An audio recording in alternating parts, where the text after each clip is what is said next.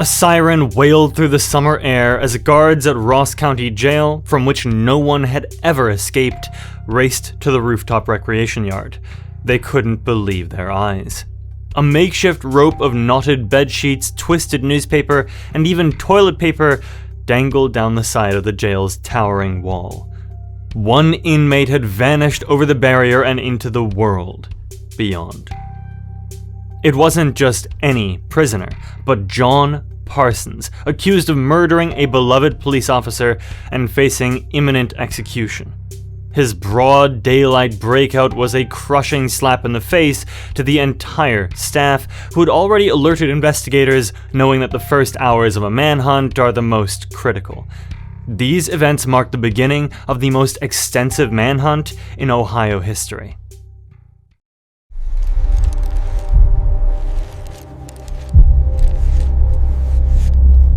To understand how things reached this point, let's rewind to April 2005.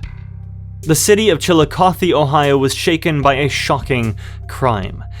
One evening, a local gas station was robbed at gunpoint, and police quickly began pursuing the suspect. During the chase, off-duty Chillicothe police officer Larry Cox, who happened to be nearby, joined in to help his fellow officers.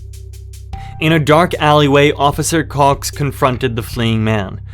A gunshot rang out, and Officer Cox fell, mortally wounded.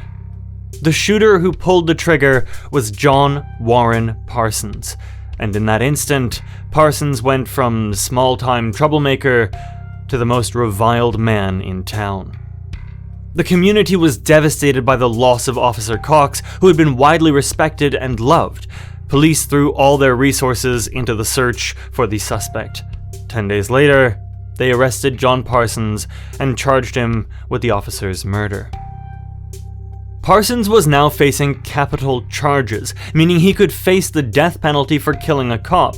Sitting in Ross County Jail awaiting trial, he quickly realized that not only was he unlikely ever to taste freedom again, but that he might be executed in the near future. He was only 34 years old, and coming to terms with the fact that your life is essentially over was crushing. It was then that John made up his mind. He wanted to live, and the only option was to escape. Ross County Jail was fortress-like, with concrete walls and a rooftop exercise yard, enclosed by high brick barriers and chain-link fencing. It seemed virtually escape-proof, but escape may have seemed impossible to everyone else, not to someone who had nothing else left to lose. Parsons studied the jail's every detail, looking for any crack in its defenses. Literally. Eventually, in his own cell, he found one. In his corner by his cot, a particular brick in the wall had a thin, hairline crack in the old mortar. It was something only a very observant prisoner might notice. To Parsons, that crack was the start of a plan. When no one was watching, he began to scrape at the mortar around that brick. He improvised a tool by snapping off a small piece of metal from an air vent cover, and each night, he carefully chiseled a little more of the mortar away, timing his quiet scraping with other noises, a distant door clanging, an inmate shouting down the hall to mask the sound. Bit by bit, the mortar crumbled. After days of patient work, Parsons was able to loosen the brick and pry it out. But if you thought it was as simple as that and that John could easily escape, think again. Behind the brick were steel rods that left him no chance of squeezing through the narrow gap. But now, in his cell, there was an empty space large enough to hide what he planned to use for his escape. And he planned something no one could have imagined: climbing onto the roof during the prison yard walk in broad daylight. Parsons started preparing the tools he needed. The rooftop recreation yard was 3 stories off the ground, a long drop to freedom, if he could manage it. He decided to make a rope long enough and strong enough to lower himself down. Of course, he had no real rope, so he got creative. He tore his bed sheets into long strips whenever he could do so without being noticed. He saved old newspapers and twisted the sheets and newspapers together into braided cord. He even added strands of toilet paper tightly rolled to extend the length. Over several weeks, John Parsons quietly crafted a surprisingly sturdy makeshift rope. He kept the coiled rope hidden behind the loose brick whenever guards were nearby. John also crafted metal hooks that helped him pull back the barbed wire at the top, which in turn allowed him to hook the rope and climb over. One problem remained: the brick itself. Every time he removed and replaced it, the chipped edges of mortar around it could give him away. Parsons came up with an ingenious camouflage. Using a dab of white toothpaste as a base, he crushed up bits of brightly colored candy, Jolly Rancher hard candies in green and blue, and mixed the colored powder into the toothpaste. The result was a paste that roughly matched the pale greenish blue of the paint of the cell wall. After each secret work session, he would fit the brick back in place and smear the improvised paint into the cracks, disguising the seam. A guard glancing into the cell would see nothing but a solid wall. Parsons had turned candy and toothpaste into the perfect cover-up. By late July 2006, Parsons was ready to act. He had the plan, he had the rope, and he had nothing to lose. Through covert messages, he also tried to arrange help for once he was outside. He managed to get word to his mother, Deborah, hinting that she should leave some supplies for him at her home in the nearby village of Frankfort.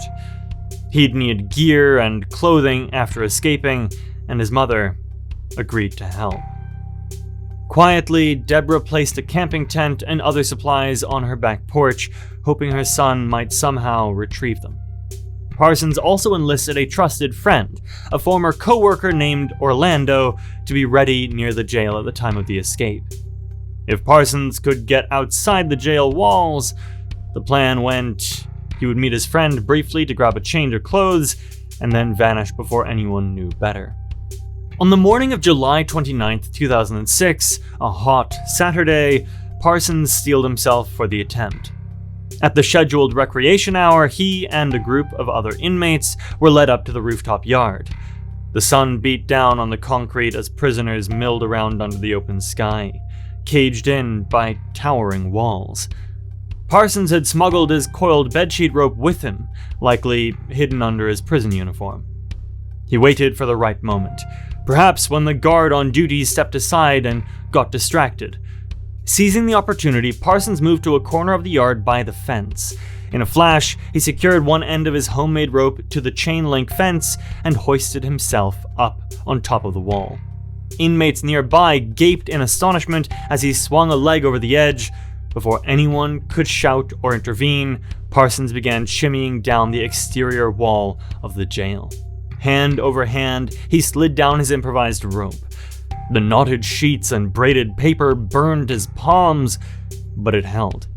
Within seconds, he had descended nearly 30 feet.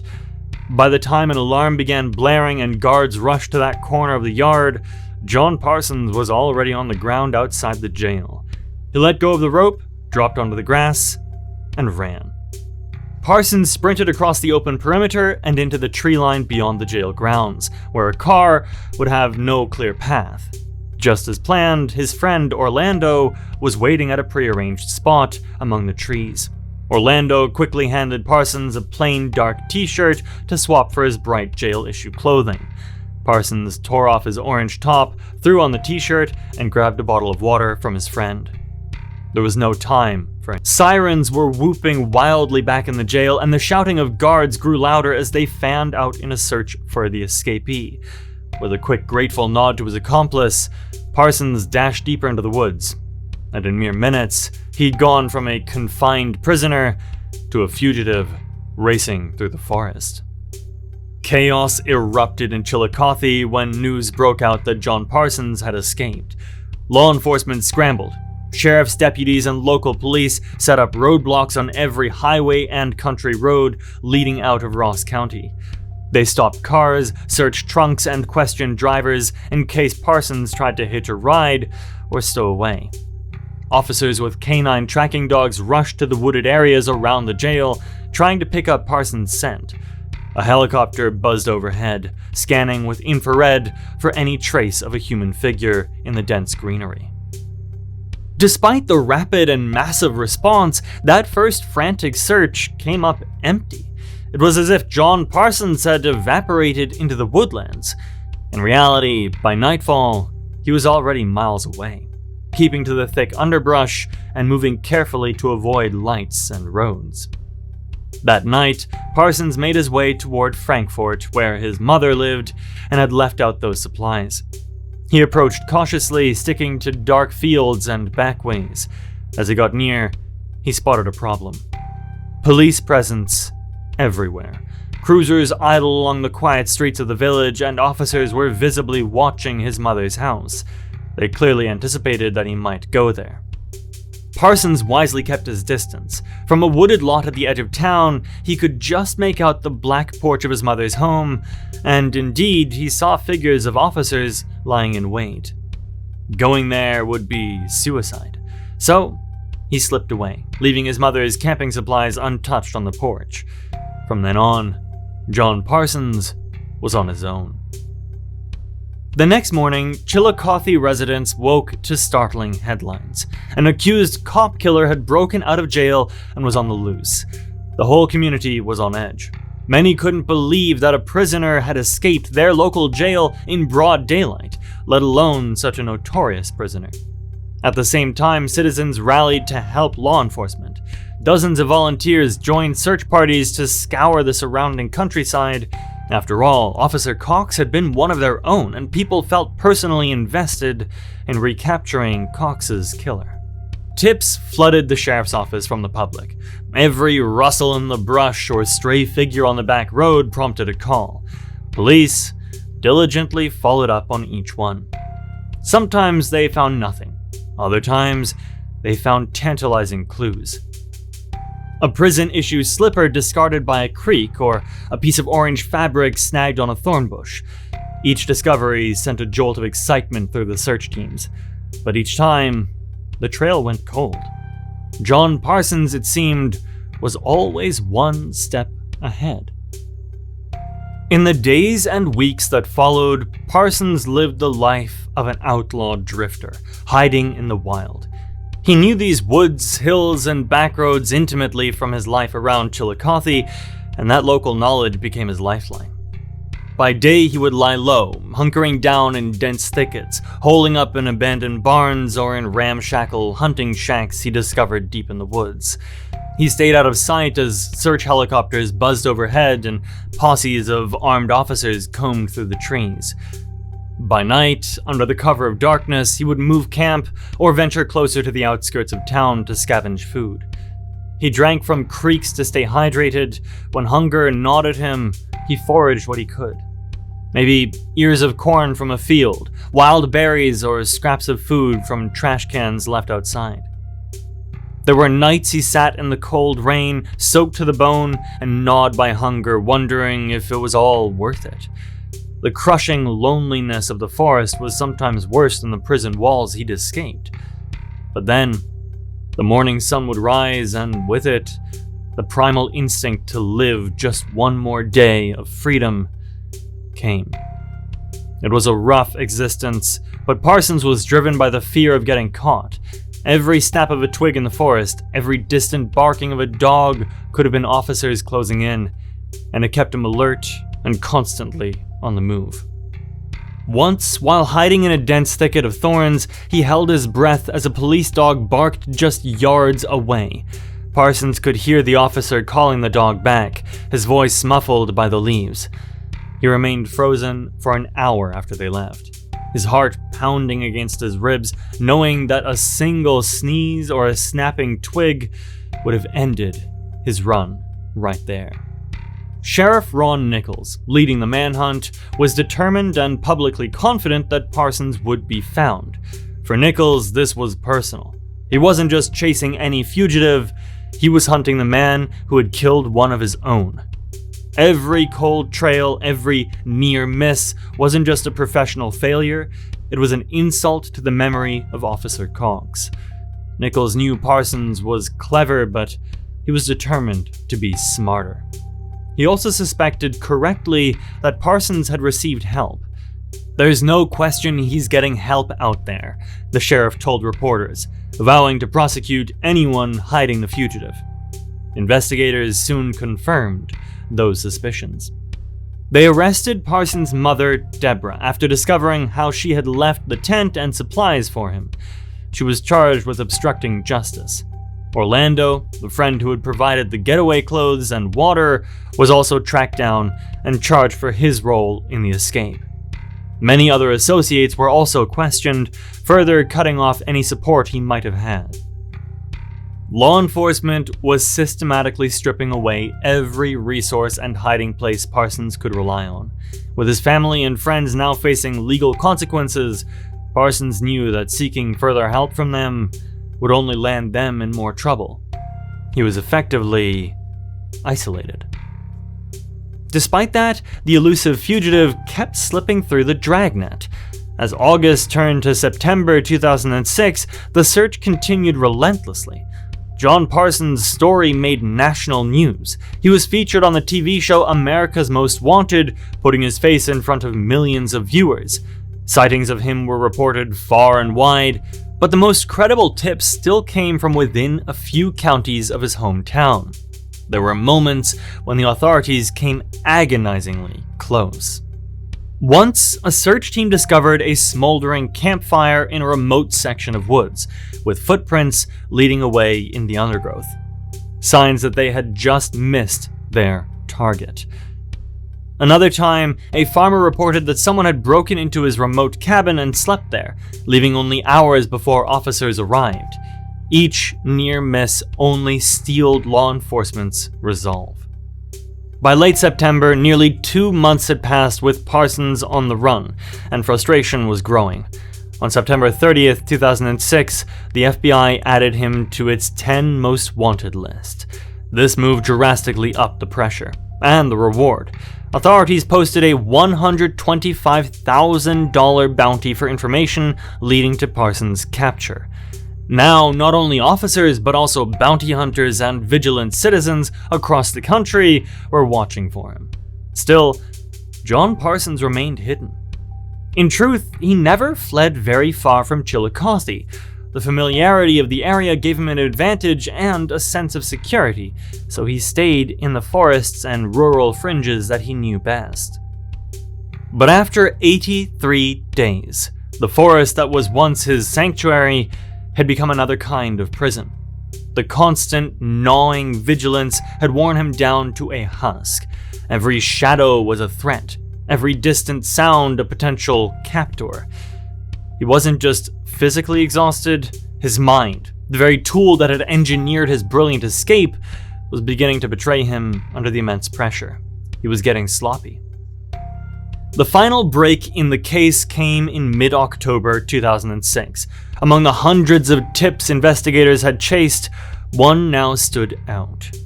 There were reports of a man seen lurking around an old lumber yard on the outskirts of Chillicothe.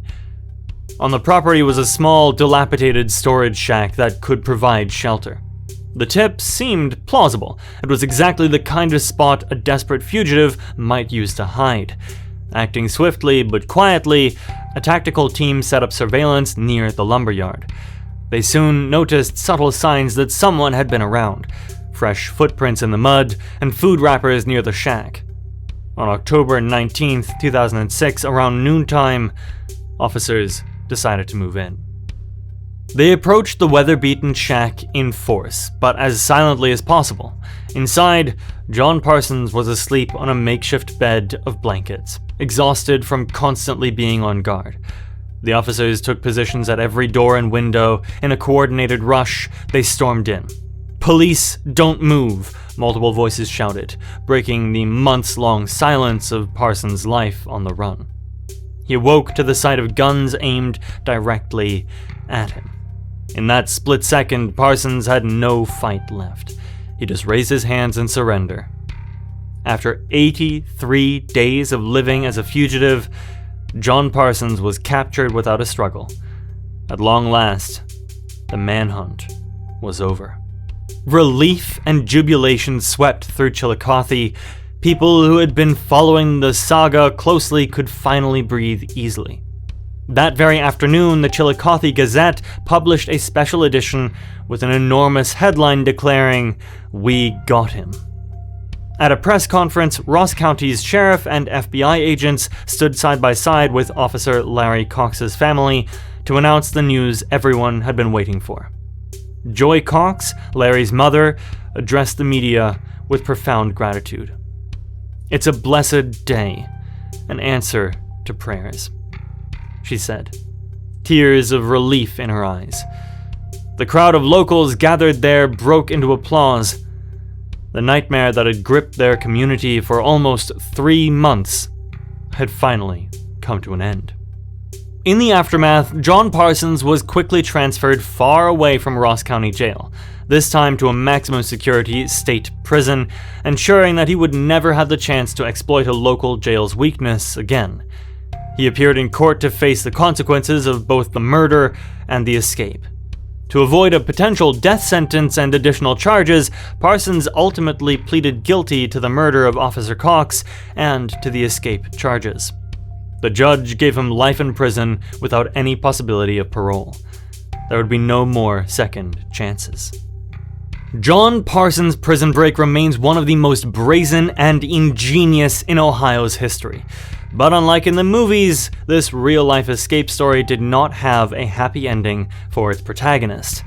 For all his clever planning and the months he spent evading law enforcement, Parsons ultimately found himself right back where he started, locked inside a prison cell for the rest of his life. If you enjoyed this prison break case, check out the channel. There you'll find many great stories just like this one. If you like what you see, please subscribe. I'd be very grateful, and I'll catch you next time.